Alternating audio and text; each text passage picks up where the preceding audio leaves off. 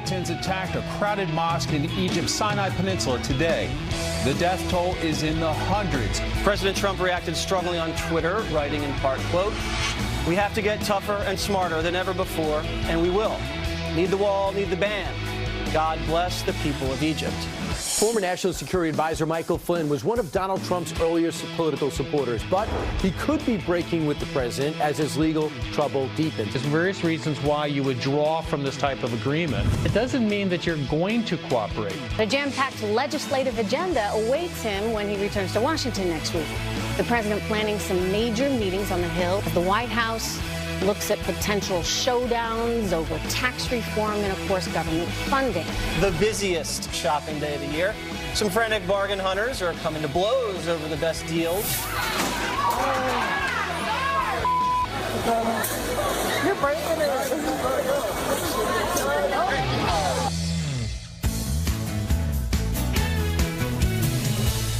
Good morning. Welcome to Fox and Friends on this Saturday morning. In for Abby Huntsman, who still is on baby alert, by the way, is our own Lisa Bure. Hi, guys. Good morning. And Griff Jenkins, thanks for being here. Thanks Welcome, for Lisa. having. I appreciate the invite. I haven't gotten one before. So. No, it's awesome to have you. I'm not a forensic videographer. Is that a word? I don't know, but I saw you. I think that was you on Black Friday wrestling over that television. I really wanted it. You really wanted it, right? She doesn't want to answer that question because she's from Washington. And I'm very excited to have her from Washington because we're going to have double D.C. duty here. It's true. Also, you're going to learn a lot about the smarter answer should have been, I cannot confirm or deny. That's right. You see, you take the girl out of D.C., you bring her to New York, and this is what you get. But you're going to learn a lot about Lisa. It's very exciting to have her. And you guys did all the eating turkey, all the shopping. But there is news, and we've got a lot to give you this morning. I did a lot of eating, too. You did. We all still have leftovers in our fridge, so enjoy them this morning. I don't know, turkey for breakfast? Try your dish if you can. But it's in a tough turn. It's been a tough day. We got news yesterday about a horrific attack at an Egyptian mosque. And President Trump, over 200 people killed as ISIS claims responsibility for an attack on a Sufi Muslim mosque in Egypt. And President Tweet came out hard. President Tweet? That could kind of work, actually. You're making people Who's working, by the way. That could kind of work. President Trump came out and tweeted about it, saying this. He said, we'll be calling the president of Egypt in a short while to discuss the tragic terrorist attack with so much loss of life. We have to get tougher and smarter than ever before, and we will. We need the wall, need the ban. God bless the people. Now, this is significant just because the president also held a call while he's on supposedly vacation, as some in the media will point out. He's putting the tweet out, but he had a call with Egypt's President Sisi about this and holding pretty much the readout from the call says, look, we've got to get tough. And it's significant. And I know our audience doesn't want to hear a whole lot about Egypt and a whole lot of different tribes in the Muslim faith. Sure. But at the end of the day, it is the worst attack in Egypt's history, and it is on a Sufi mosque. And Sufi is a group of the Sunni tribe that is the most tolerant. So this is the radicals, the absolute ISIS terrorist clan attacking those within their own group, within their own religion that wants to preach peace, love, and tolerance. And the president, on his vacation, takes time out of Mar-a-Lago and says, this isn't okay, calls the president of Egypt, says, what do you need? And in turn, the United Nations Security Council put out a statement shortly after the president's call saying, that's right, yes, we totally agree with that. Every nation should condemn And we know the Sinai province has been rocked by this sort of terrorist insurgency over the years, so this is something that they've been dealing with. And what we saw from President Trump in his tweet is the tough talk that we saw from him on the campaign trail as well, calling for that travel ban, that travel pause, also calling for the wall, calling for tougher enforcement and battling these terrorist activities that we've seen from across the world. And he made a shift from previous administrations. He said, I'm going to back El-Sisi, who's more of a strongman, because I want him to tamp down on radical Islamists within his own country, as opposed to rolling the dice for democracy and hoping that maybe the Muslim Brotherhood don't get elected, which they have in the past. So we had Lieutenant Colonel Tony Shaffer. He was on this network earlier. He had this to say about the dynamic in Egypt. Take a listen. We have to be aware that it's not just Mexican drug cartels who can figure out the way to get illicit goods and people across the border. The bad guys will too. And the ISIS folks have had aspirations of doing things here. We do know they plant people in both the refugee pipeline as well as any sort of illegal or illicit activity that they can get a hold of. Look, that's why some of the folks have come across out of Libya into Europe, because they've gotten into the refugee stream there. So this is not a Muslim ban. The Muslims I've spoken to here, Jesse, don't want the violent Muslims coming here to kill them as well. So the idea here is the president has to do things to set up mechanisms and gateways so that the good folks get through, we maintain commerce, and shut down any potential of the bad guys coming here. Yeah, that's right. I mean, ultimately, it's about keeping America safe. If you have a strong man there who's willing to take on ISIS, and it may not mean all the freedoms we want for the people of that country, but you allow moderates to flourish, that's a good thing in light of the way history has treated us in that region over the last couple decades. That's not the only thing the president tweeted about. It wasn't all about Egypt and ISIS. Yeah, he also tweeted about the cover of Time magazine, something he likes to tweet about. Let's put the tweet up from President Trump. He says, Time magazine called to say that I was probably going to be named Man Person of the Year like last year, but I would have to agree to an interview and a major photo shoot. I said probably is no good and took a pass. Thanks anyway. So last year, the president was the Man of the Year and on the cover of Time magazine. This year, they call him, they say, you'll probably be. So we're going to take some photos, do an interview, and then you'll probably be. And the president tweets out, as you said, Griff, I don't do probably. Yeah. I do, if I'm the Man of the Year, that I'll take the photos. If not, skip it. Wasn't it, you know, for some reason I was thinking of, wasn't it Newsweek that preliminary ran the Madam President article about Hillary Clinton, and then she lost, and they're stuck with, you know, all these publications that are not factually accurate. Can you buy Newsweek? Is that actually a It's not a publication anymore, Griff. Right, I can't go buy it. Right. Oh, okay. Turns out they didn't sell enough of them. Well, maybe it was because they're Madam President. That's right. Well, Time tweeted back at the president, Time magazine, saying this. They said the president is incorrect about how we choose Person of the Year. Time does not comment on our choice until publication, which is December 6th. And I will just say this. I see what they're saying. The reality is Time magazine, if they're going to have a publication, they're going to have a photo shoot, and they're going to have interviews, and they're going to have a story to go with it. So clearly, Time has reached out to the 2, 3, 4 people who may or may not be the Person of the Year. Have you ever been reached out to? Next year. They called me, and I was like, I've got a lot going on. It's I know. I got a host on the weekend. Yeah, really I'm filling in for Abby. She's having a baby. We should ask our viewers right now. I'm a busy woman, you know. Friends at FoxNews.com. Should Lisa Booth be Time's Person of the Year? Friends at FoxNews.com. There's only one answer, and weigh in also on how you feel about this whole thing. Should President Trump do it? I mean, they may go back now and say, actually, we really want you. You are our top guy. Do you know how often the president's Twitter feed has exposed the sham of the so-called mainstream media? They have this facade about what they do and how they do it, and that's the defensive tweet that they just sent out. But when's the last time his tweet was shown to be not truthful about the mainstream media? He's saying, they called me. They said, maybe we'll do it. He said, I don't want to do it if it's a maybe. Of course that's what happened. Well, and they've been very supportive of Hillary Clinton as well. So, you know, maybe the president was a little hesitant because of that as well. But Well, speaking of Hillary Clinton, she's got a book out, right, Griff? We haven't heard about it at all. That's right, yeah. Is that why she's doing the interviews? What happened? I'm not sure. I haven't read it yet, but we're going to learn a whole lot about it. I'm sure if Time magazine decides to put her on the cover, I'm sure she would sell lots of copies. She may be the Person of the Year, but the Time assistant managing editor, her name is Claire Howarth. She said this about Hillary Clinton's book. It's been named the year's top book.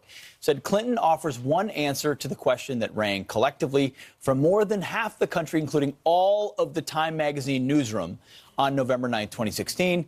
The writing is frank, reflective, and a piece of modern history. So if you haven't read Modern History yet, you should go read What Happened from Hillary Clinton. It'll be interesting to see, too. That's a strong and I haven't read it yet. You know, no bias I guess I'll pick it up and have a read to see where Donna Brazile fits in there. I'm curious if she'll be mentioned. There's some about bad what blood. happened and, of course, the campaign, you know. But it's amazing. I mean, you think about how... I mean, I don't know what the book sales are on Hillary Clinton's book. I got to look at that. We'll look that up in the break and bring it back to you. But I saw it in your briefcase. You did? Yeah. You had highlighted it. There was the little notes on the side for pages that you wanted to revisit. Why are you looking in my briefcase? We'll try and get the actual digits and include it in our news. And by the way, we've just woken everybody up, so let's give them some headlines. We got to turn in here because there is some serious news breaking overnight. A fugitive teen wanted in connection with the death of his grandmother is caught trying to cross the Canadian border. 15-year-old Logan Mott was reported missing with his grandmother Christina French earlier this week. Police finding French's body buried in the backyard of her son's Florida home, where Mott also lives. Authorities say the home was ransacked with several guns missing.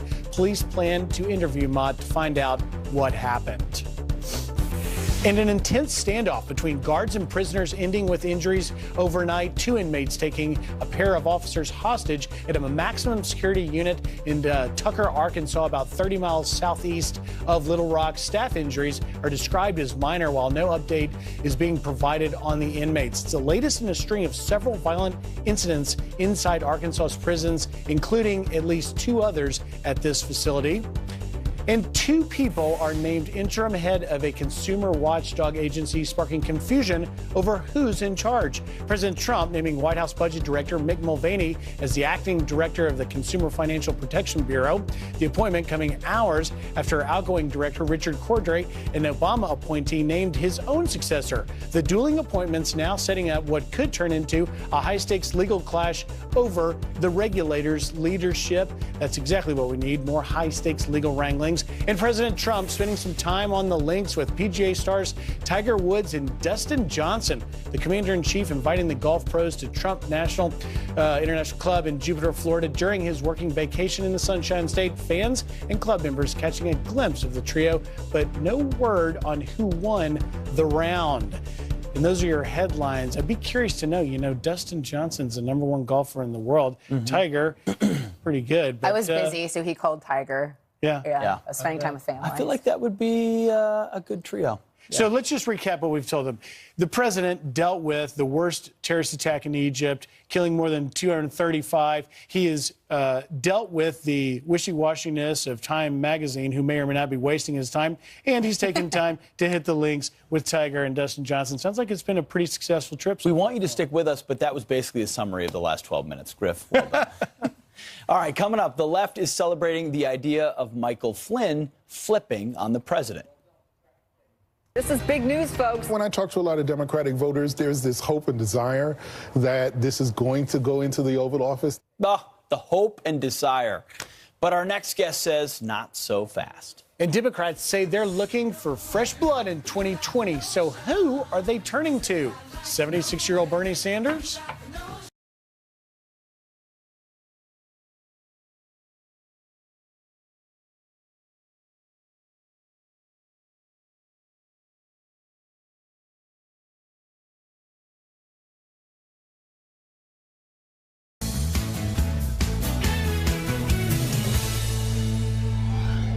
Welcome back. Some on the left are getting excited about the prospect of Michael Flynn turning on the president. Michael Flynn's lawyers cut ties with President Trump's legal team. This is big news, folks. When I talk to a lot of Democratic voters, there's this hope and desire that this is going to go into the Oval Office, that this can be traced back to the president. I think that Mueller is going to want something from Flynn on Kushner, Don Jr., or Trump himself. But is this just more left-wing wishful thinking of Trump-Russia collusion? Here with more is former DOJ official J. Christian Adams. Morning. Christian, tell us what you think about the latest news. And obviously, we played that soundbite of someone on the left getting excited about it. But what does this mean? What do our viewers on this Thanksgiving weekend need to know about this news? The headline, of course, the indication that since Flynn's lawyers now not communicating with the White House lawyers, that a deal has been struck and we're about to have this big shoe drop. What is all this about? Yeah, the Democrats you just played are in a rabid froth. They are obsessed with the president. They hate the president. They want to get him any way they can, and they view this as the way to do it, and they're unhinged. But what we know about Flynn is that he's facing pressure, just like other administration people are, from this special unrestrained counsel, Robert Mueller. And, you know, the latest leak out of Mueller's shop is that this might have something to do with a documentary film related to a Turkish dissident who lives on a lake in Saylorsburg, Pennsylvania. I mean, let's go there, because if that's what it's all about, it's going to be even more ridiculous than indictment about Manafort wiring money to an Alexandria rug store. It doesn't have anything to do with Trump or the White House or the campaign or Russia. It's like, let's find anything bad somebody did over 10 years. Well, and Christian, obviously we had the New York Times report that Flynn's attorneys, as Griff had mentioned, pulled out of the joint defense agreement. Is it too early to try to conclude that somehow this is because he's striking a deal with Mueller, or that these conversations are even ongoing? Yes, because it's just speculation. But listen, there's troubling signs here. For the Wall Street Journal to get a leaked report, and as there have been lots of leaked reports out of the special prosecutor's office, that this involves a Turkish dissident, which was just published. That's a real troubling sign. And to tell you the truth, Rod Rosenstein, the Deputy Attorney General, these leaks fall on his lap because it's illegal. It's illegal for Robert Mueller to leak. It's illegal for his staff to be leaking secret grand jury testimony. Those are crimes in and of themselves. And if Rod Rosenstein can't get Robert Mueller's leaking under control, Rod Rosenstein needs to go. He needs to be fired. So this is about an unhinged special prosecutor that's out of control, and nobody in the Deputy Attorney General's office will do anything. To that point, Christian, very quick, because we don't have much time, but were you surprised that Manafort and Gates were charged with essentially a FARA violation, not registering as foreign agent, and many thought that it was going to be Flynn first that got that. Now we realize that his son, Flynn's son, Flynn Jr., could be in quite a bit of trouble as well. Do you anticipate that what we're going to see is a similar track as Manafort and Gates for Flynn trying to cut a deal to keep his son out of this? Yeah, you have to keep the lunatics on the left happy, and anything you can find, anything you can do indict, whether it's family members, maids, distant cousins, go ahead. That's the attitude of Robert Mueller's office, is put as much political weaponization on the president as possible to try to discredit the results of the election last year. All right, J. Christian Adams, thanks very much for taking time, and it will be much to follow. Thank you very much. Thanks a lot. All right, still ahead, a former Hillary Clinton aide says Dan Bongino never worked on her security detail, but the photos don't lie. Dan is here to respond. That's coming up. And President Trump says NFL Commissioner Roger Goodell has lost control after another player kneels on Thanksgiving. Does he have a point? We'll debate it next.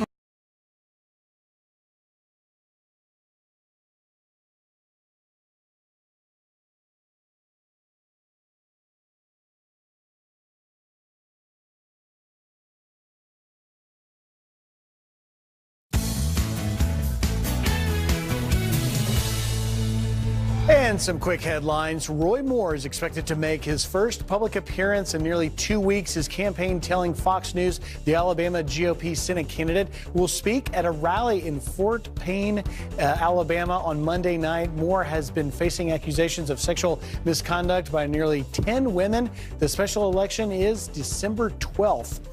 And Capitol Police are now investigating whether a nude photo of Congressman Joe Barton posted online is a crime.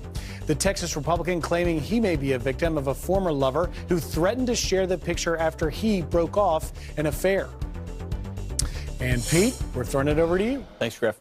Well, President Trump fires off on Roger Goodell, the commissioner of the NFL, after the another NFL player protested during the national anthem on Thanksgiving Day, just one of them. He tweeted, "Can you believe that that the disrespect for our country, our flag, our anthem continues without penalty to the players? The commissioner has lost control of the hemorrhaging league. Players are the boss." Well, does the president have a point? Here to debate is Democratic strategist Michael Starr Hopkins and the managing editor of Olympic Media, Katie Freites. Thank you both for being here this morning. Michael, I will start with you. You know, the criticism is, why is he focusing on this with so many other things on his agenda?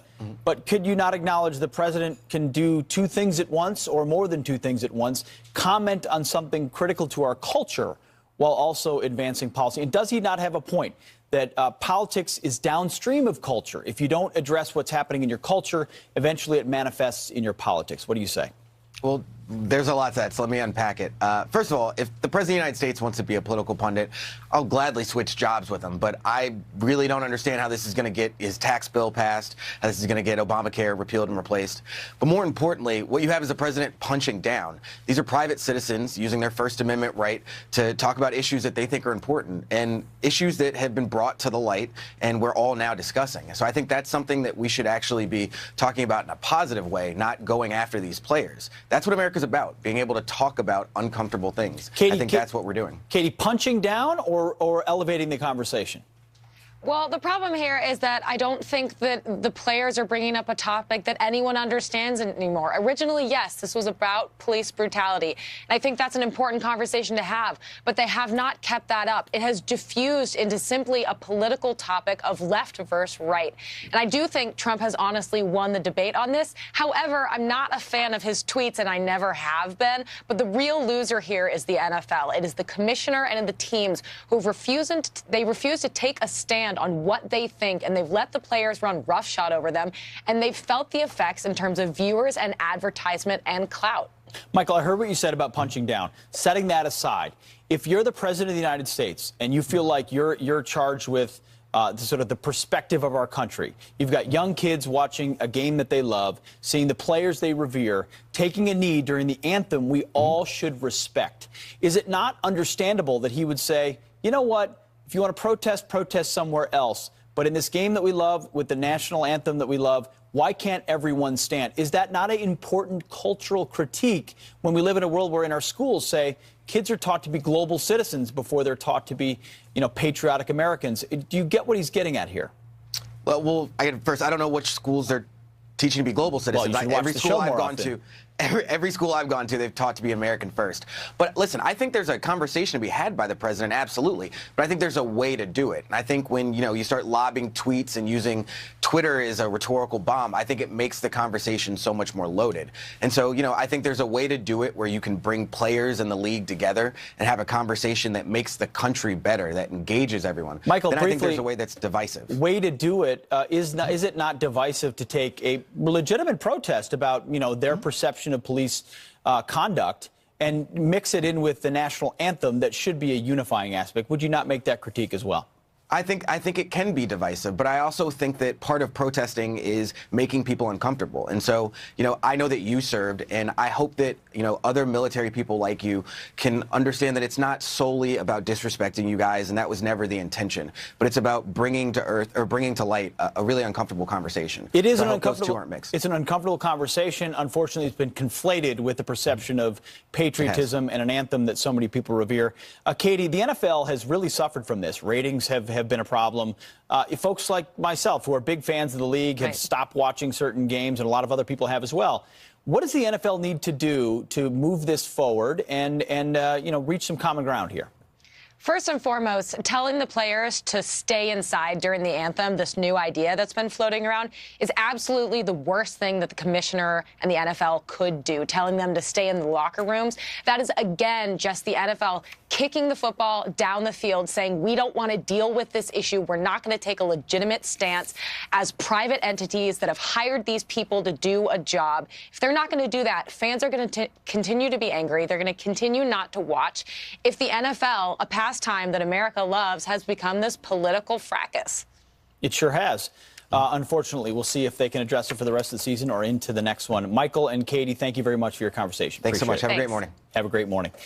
All right, a former Hillary Clinton aide says Dan Bongino never worked on her security detail. Oh, but those pesky pictures, they just don't lie. Dan is here to respond next. And a judge just delivered a major blow to Seattle on its plan to tax the rich. Stick around for this one.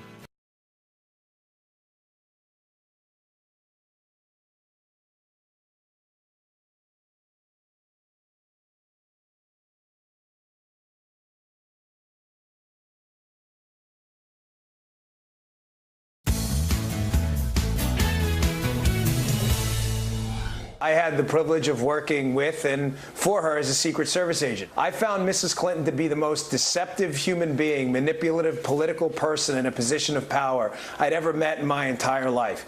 It wasn't so much that she was a liar. It was that she did it and she deceived and manipulated with such ease.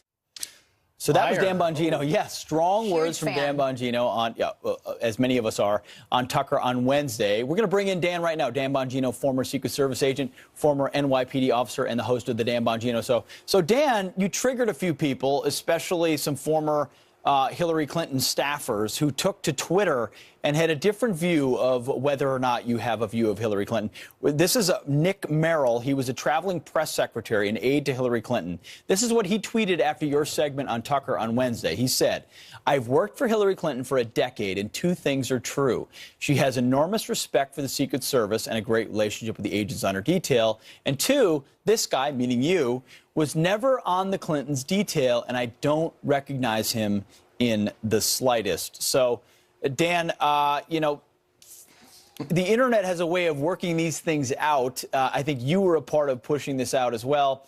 There's some photos, pesky photos that have emerged of you on her detail. The photo doesn't lie. That looks like a young, dashing, handsome Dan Bongino. We're going to ask him also about what happened between that photo and now. But the point is, the photos don't lie. It's the same, you know.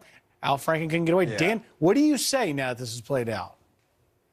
Yeah, that's interesting. That photo was taken in 2001 at the U.S. Open tennis tournament and was on the back cover of Newsday.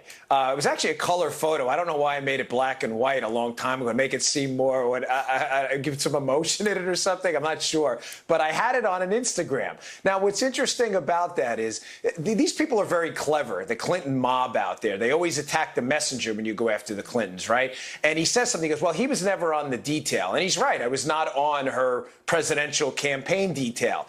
But I was there way before Nick arrived. My mounds of work and the government documents I have showing my pile of work with the Clintons is probably this thick. I knew the Clintons probably before Nick did. So it's just interesting that he would pick a fight with me. Let me just make this point, guys, too, because this is important. This is how the Clinton mob works, right? What they do is they need the Clintons to stay in power and to stay relevant. So they need to discredit anybody with information on the Clintons that may impugn their reputation and cover up the bevy of secrets that are still out there. I'm telling you guys, because sources feed me stuff all the time. There's stuff out there on the Clintons that hasn't been made public. And believe me, they know it because they were there when it happened. So stop for 1 second, Dan. I want to get your take on how this actually made you feel when Nick Merrill put that out, a communications guy, a spin guy. That's what he does for a living. This is what the press folks in Washington do. Put that photo up for 1 more second. You're sitting literally behind her in proximity, and your job at that very moment, your job is to protect her should the unthinkable happen. You're very close, perhaps the closest in proximity to her. We have seen, certainly, in public events like this, things can happen. Your life is technically on the line there, and we shouldn't overlook that point. How does it make you feel when Nick Merrill says, nah, you weren't even there? Yeah, well, it's kind of disgusting, and he's a disgusting human being. He really is. He's never put his life on the line for anything other than maintaining the sad, sick political aura of the Clintons. And you know, I say to Nick, who tweeted that and, you know, went after me, the message, that's fine. You're certainly entitled to do that. I respect your right to fight back, but I'm going to fight, too. You know, I swore an oath to the Constitution in the Secret Service. I did not swear an oath to cover for the misdeeds of your messiah, Hillary Clinton, and neither did the people who contact me. I can't give them up. And, you know, fair enough, Griff, some people have said, well, you know, if you have information, put it out there. I totally understand that. I get it. But I don't think you understand the position I'm in. These are friends of mine and associates who have contacted me over the course of many years with very damaging information on these people that is unimpeachable and more than credible. I can't just put it out there without getting them hurt. If they say to me, listen, this is here, but I'm afraid to talk because they're afraid of the Clintons, which they are, I'm not going to get them and their families and put them in potential jeopardy with their jobs. It's an awkward position to be in. But the Clintons got to be very careful about poking that bear. And Dan, I'm telling you, I can't say this enough. People know what happened with them. Dan, we want to hear from you on another topic as well. An MS-13 victim was stabbed 100 times, his heart ripped out of his chest in a sanctuary jurisdiction out of Maryland. So yeah. when we hear stories like this, obviously President Trump has talked about MS-13. He talked about the gang on the campaign trail. He's also talked about it as president of the United States. When we hear stories like this, doesn't this make it more difficult for critics to oppose sanctuary jurisdictions? You know, Lisa, the critics have no point. You know, we just passed Thanksgiving, right? And I think everybody thanks God every day for our fighting men and women and them keeping this country safe, right? And that flag that they drape themselves in overseas. What does that mean to you? No, I'm serious. Like, to the listening audience out there, and I know we have a lot of liberals. Of course, you're always welcome to put your eyeballs on the channel. But what does that mean to you? Like, we have jurisdictions now that have taken that flag and thrown it out the window and said, hey, anybody's welcome here, anytime, for any reason. Policies and laws be damned. And what happens? What happens is people die. People are killed in the real world when really stupid people in positions of power throw the flag, the laws, and the rules and regulations out the window and let anybody and their family come in despite the rules and regulations. I ask one simple question to those people. Where do you want to go if you were a potential criminal coming into the country illegally? Where? Do you want to go to a sanctuary county, knowing you will never be reported to the immigration for deportation, and you'll be almost protected by local police, or you want to go to a law and order county? Where do you want to go? Dan, Pretty simple answer. Dude, we only have a couple of seconds here. Dan, you ran for Congress in that very district. How bad is the MS-13 problem there? Pete, it's off the. It's like a nuclear explosion of illegal immigration in that county. It's worse than anybody knows. Go there and check it out if you think I'm misleading you. All right. Well, I don't think you are. So no. We'll take your word for it. Dan, thank you so much for joining us. Dan, appreciate it. Thanks a lot. Appreciate it. Thanks, all.